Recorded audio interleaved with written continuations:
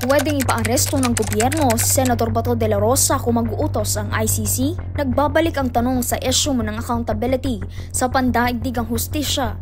May posibilidad bang ipaaresto ng gobyerno ang senador at dating hepe ng PNP na si Ronald Bato de la Rosa kung utusan ng International Criminal Court?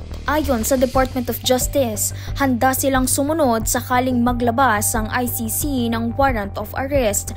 Ngunit ayon sa kanilang pahayag, posibleng matagalan ang aktual na pagpapatupad nito.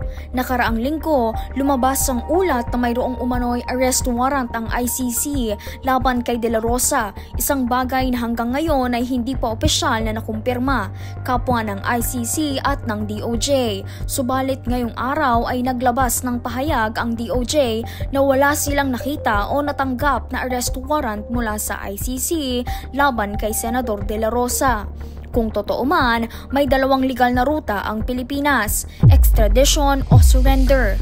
Mas mabilis umano ang surrender, ngunit marami itong legal na komplikasyon, lalo't may nakabimbing kaso sa Korte Suprema kaugnay ng pagdadala kay dating Pangulong Duterte sa The Hague.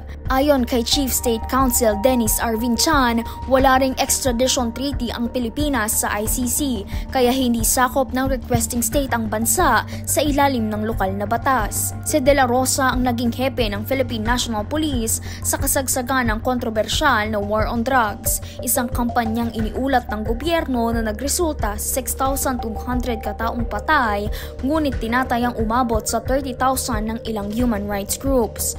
Kaya't muling bumabalik ang tanong, kung maglabas nga ng arrest warrant ang ICC, ipatutupad ba ito ng gobyerno o mananatiling palaisipan lamang sa publiko?